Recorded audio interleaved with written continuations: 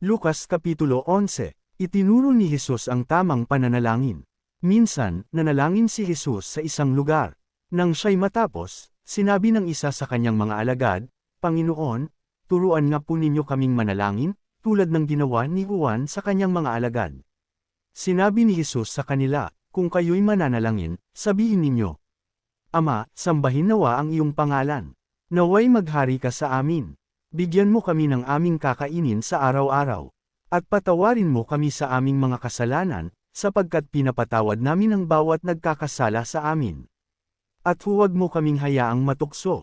Sinabi pa rin niya sa kanila, "Ipalagay nating isang hating gabi, isa sa inyo'y nagpunta sa isa ninyong kaibigan at nakiusap, 'Kaibigan, bigyan mo muna ako ng 3 tinapay.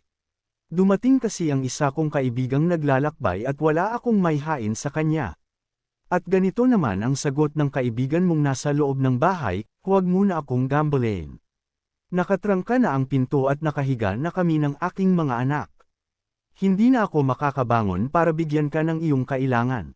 Sinasabi ko sa inyo, hindi man siya bumangon dahil sa kanilang pagiging magkaibigan, babangon siya upang ibigay ang hinihingi ng kaibigan dahil sa pagpupumilit nito. Kaya't sinasabi ko sa inyo, humingi kayo at kayo'y bibigyan, humanap kayo at kayo'y makakatagpo, kumatok kayo at kayo'y pagbubuksan.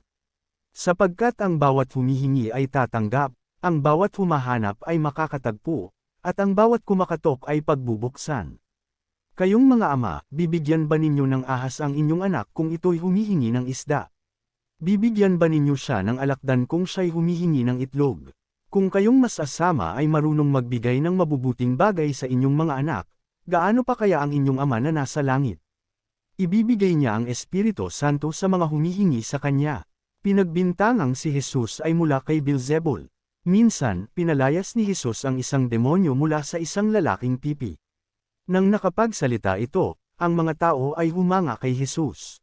Subalit sinabi naman ng ilan sa mga naroon, nakapagpalayas siya ng mga demonyo sa pamamagitan ng kapangyarihan ni Beelzebul, ang pinuno ng mga demonyo.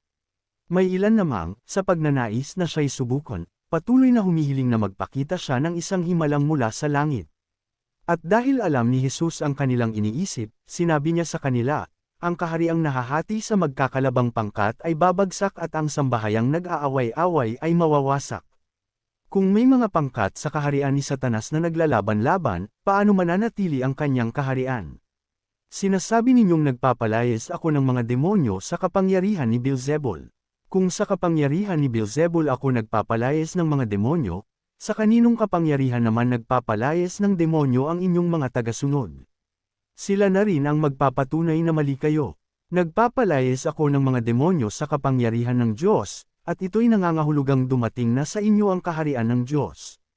Kapag ang isang taong malakas ay nagbabantay sa kanyang bahay na dala ang kanyang mga sandata, ligtas ang kanyang mga ari-arian. Ngunit kung salakayin siya ng isang taong higit na malakas kaysa kanya, sasamsaman nito ang mga sandatang kanyang inaasahan at ipamamahagi nito ang mga inagaw na ari-arian. Ang hindi ko kakampi ay kalaban ko, at ang hindi ko kasamang nag-iipon ay nagkakalat. Ang pagbabalik ng masamang espiritu. Kapag umalis sa tao ang isang masamang espiritu, nagpapagalagala ito sa mga tigang na lugar at naghahanap ng mapagpapahingahan. Kapag wala siyang makita, sasabihin niya sa sarili, babalik ako sa bahay na aking pinanggalingan. Sa pagbabalik niya ay matatagpuan niyang malinis at maayos ang bahay. Kaya't, lalabas siyang muli at magsasama ng 7 pang espiritong mas masasama kaysa kanya. Papasok sila at maninirehan. Doon, kaya't mas masama pa kaysa dati ang kalagayan ng taong yun. Ang tunay na mapalad habang nagsasalita si Jesus, may isang babaeng sumigaw mula sa karamihan, "Mapalad ang babaeng nagbuntis at nag-alaga sa iyo." Ngunit sumagot siya, "Higit na mapalad ang mga nakikinig sa salita ng Diyos at tumutupad nito." Si Jesus ang palatandaang mula sa langit nang dumagsa ang mga tao. Sinabi ni Jesus, napakasama ng mga tao sa panahong ito, naghahanap sila ng palatandaang mula sa langit, subalit walang palatandaang ipapakita sa kanila maliban sa nangyari kay Jonas, kung paanong si Jonas ay naging isang palatandaan sa mga taga Ninive, gayon din naman, ang anak ng tao ay magiging isang palatandaan sa lahing ito. Sa araw ng paghuhukom, sasaksi ang reyna ng Sheba laban sa lahing ito, sapagkat naglakbay siya mula pa sa dulo ng daigdig upang mapakinggan ang karunungan ni Solomon. Ngunit ang naririto ngayon ay higit na dakila kaysa kay Solomon. Sa araw ng paghuhukom, sasaksi ang mga taga-Ninive laban sa lahing ito, sapagkat nagsisi sila dahil sa pangangaral ni Jonas. Pakinggan ninyo, lalong dakila kay Jonas ang naririto ngayon.